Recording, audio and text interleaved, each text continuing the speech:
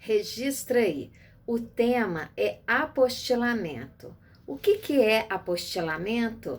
É a legalização de um documento brasileiro, um documento público, para ter validade internacional.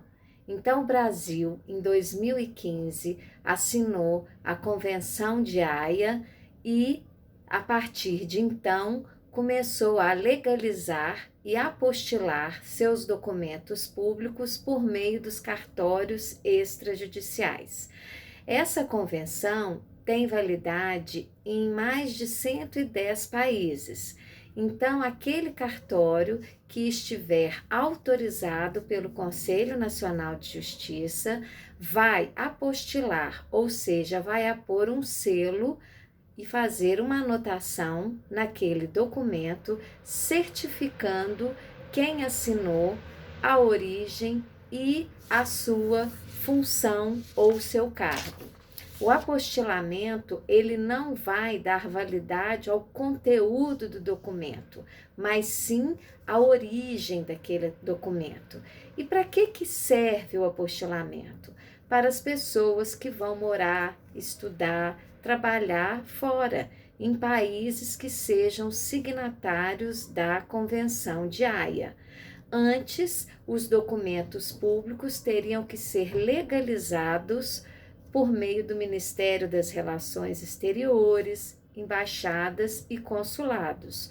O apostilamento, ele é um procedimento mais simplificado feito em cartório, naqueles cartórios que forem autorizados. Então, pode ser feito o apostilamento de um documento físico ou de um documento digital. O documento físico vai ser digitalizado e vai ser gerado um QR Code que a pessoa vai acessar até mesmo pelo seu celular e poder apresentar esse documento apostilado na entidade internacional destinatária. Qual é a base legal desse instituto? A gente tem a resolução número 228 de 2016 do CNJ, Conselho Nacional de Justiça, e o provimento 62 de 2017, até que o provimento 149 de 2023, que é o Código Nacional de Normas, veio a regular esse instituto por meio dos artigos 1º ao 17. Em setembro de 2025 foi realizado o segundo Exame Nacional de Cartórios e a primeira questão da prova 1 do Direito Notarial e Registral trouxe exatamente esse tema. Então agora nós vamos examinar essa questão e o seu gabarito. O enunciado da questão diz assim: Maria, residente em uma pequena cidade do interior do estado Delta, concluiu o ensino médio em uma escola particular. Pouco tempo depois, sua família decidiu sair do território brasileiro e se mudar para o exterior, o que a levou a reunir o seu histórico escolar e o certificado de conclusão, com o objetivo de poder cursar uma faculdade no país de destino.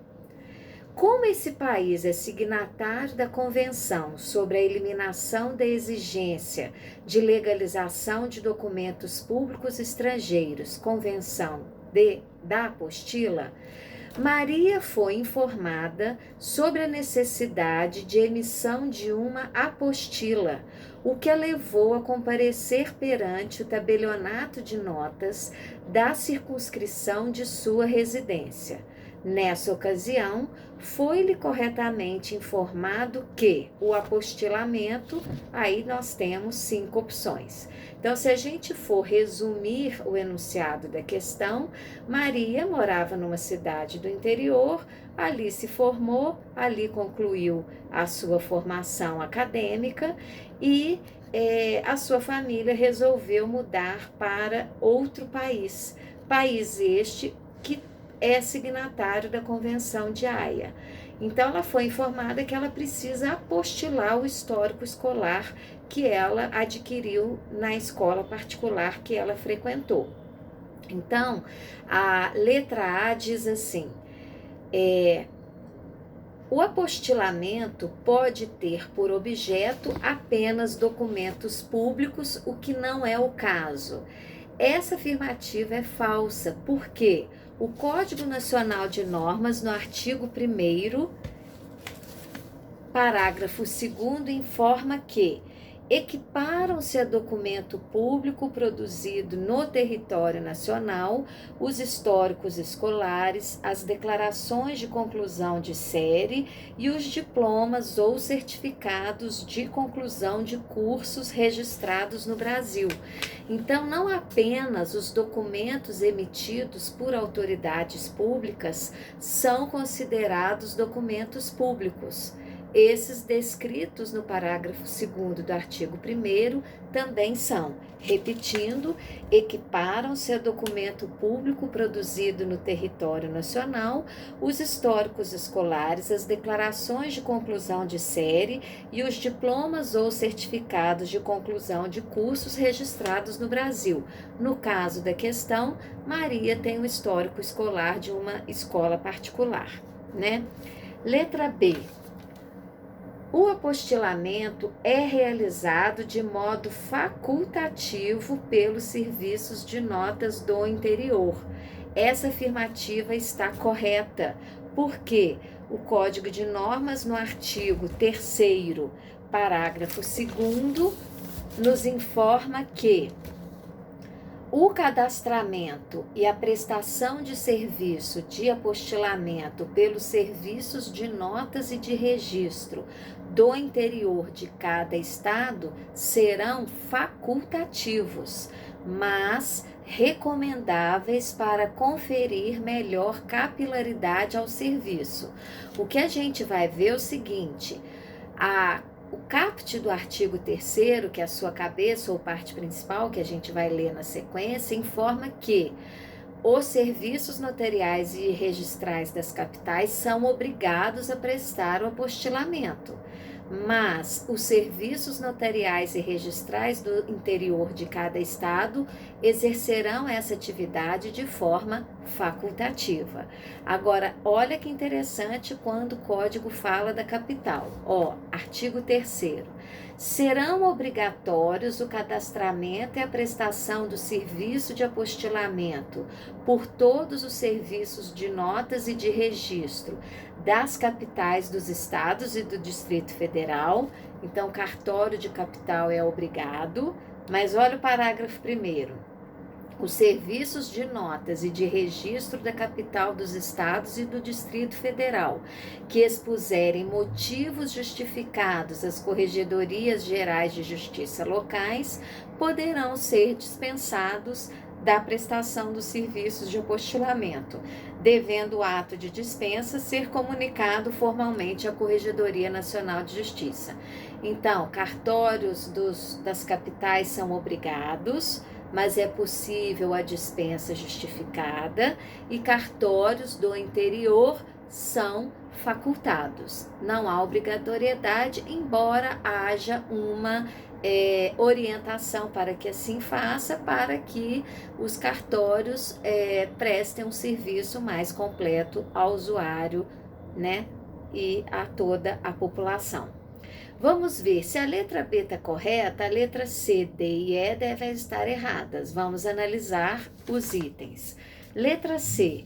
O apostilamento é realizado diretamente junto ao Conselho Nacional de Justiça por meio de sistema próprio? Falso.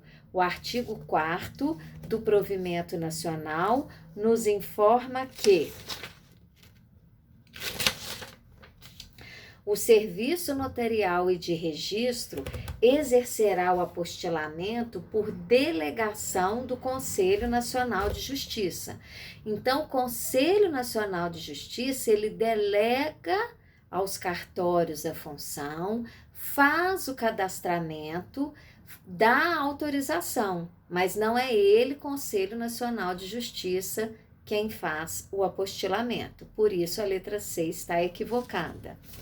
A letra D informa assim: o apostilamento é realizado apenas pelos serviços escolhidos pela Corregedoria Geral da Justiça, com base em critérios demográficos e georreferenciados. Está errado, porque o parágrafo 1º do artigo 4º do Provimento Nacional informa que o apostilamento poderá ser executado por qualquer notário ou registrador cadastrado, mediante capacitação oferecida por suas entidades de classe, sob supervisão da Corregedoria Nacional de Justiça, independentemente de especialização do serviço ou de circunscrição territorial. E a letra E, por sua vez, também está equivocada, porque ela informa que o apostilamento é realizado de modo obrigatório por todos os serviços de notas e de registro, mas é possível a dispensa se forem expostos motivos justificados, devidamente acolhidos. Como nós vimos anteriormente, o artigo 3º, parágrafo 1º, indica a obrigatoriedade apenas para os cartórios das capitais, possibilitando a dispensa justificada. Então, a obrigatoriedade não é para todos os cartórios do país, apenas para os das capitais.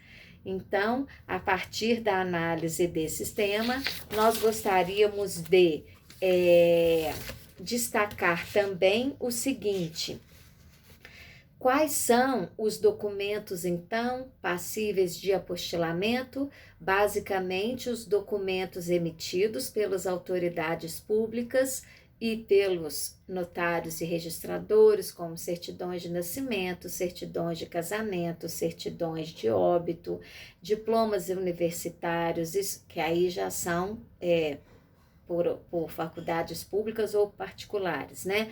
Diplomas universitários, históricos escolares, escrituras públicas e traduções juramentadas.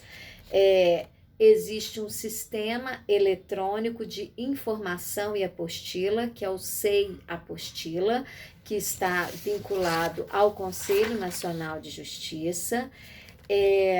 O valor da apostila é definido pela lei de cada estado, que vai definir o valor dos emolumentos cartorários, mas a legislação nacional fala que o valor é de uma procuração, sem valor econômico.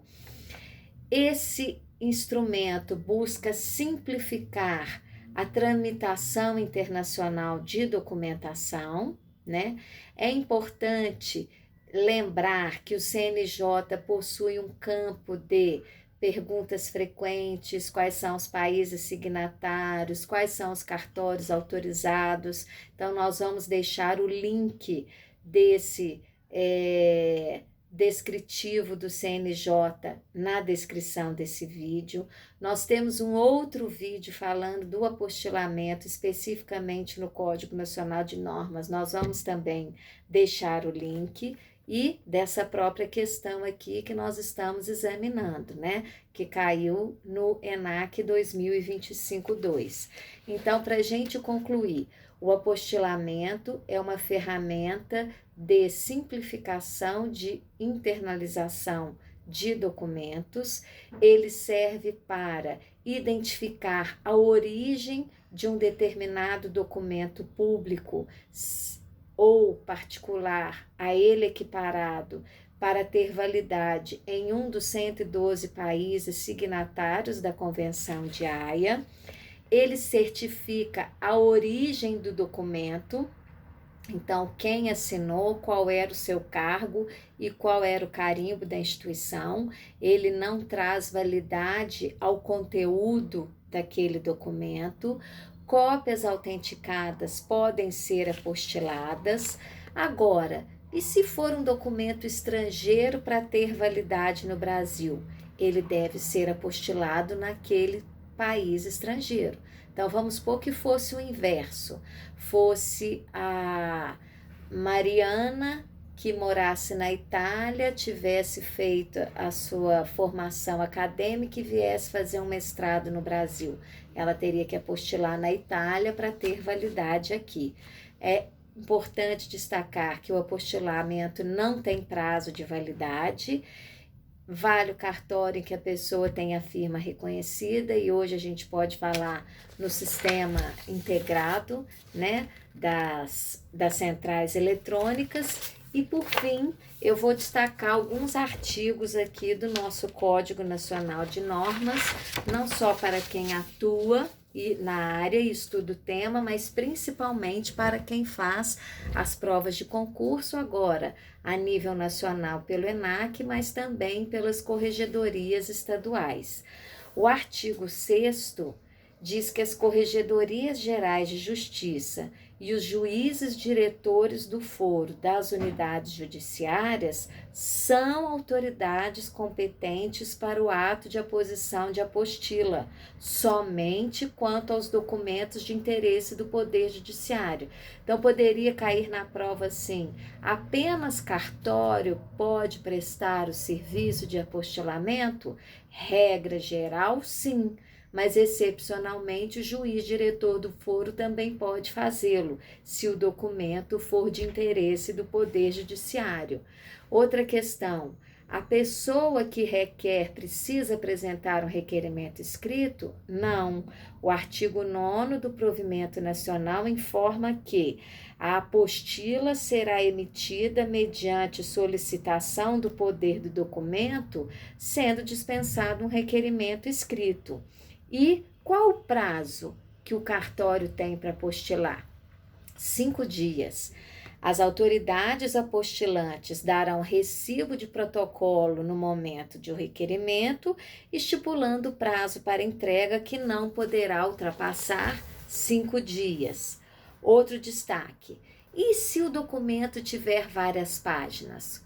Como que se conta esse apostilamento? O artigo 11 responde: a apostila será emitida por documento, não importando a quantidade de páginas que possuir. Será de forma diversa se o solicitante do serviço requerer. Se ele quiser que apostile todas as páginas, mas aí o custo vai aumentar, né? O artigo 13 fala: e se houver erro no apostilamento? Quem vai pagar? Como que fica? O artigo 13 nos traz a resposta. Encerrado o procedimento de aposição de apostila e constatado erro, a autoridade apostilante deverá refazer o procedimento para a posição de outra apostila, inutilizando o primeiro ato. Aí o código informa que se o erro foi da serventia, nada poderá ser cobrado da parte. Se o erro foi da parte, haverá acréscimo de cobrança de emolumentos. Então, constatado que o erro ocorreu devido à falha do serviço da autoridade apostilante, o novo apostilamento deverá ser realizado sem custo para o solicitante do serviço. E se constatado que o erro decorreu devido à falha de informações por parte do solicitante do serviço, o novo apostilamento será por ele custeado. Mais 2 últimos destaques.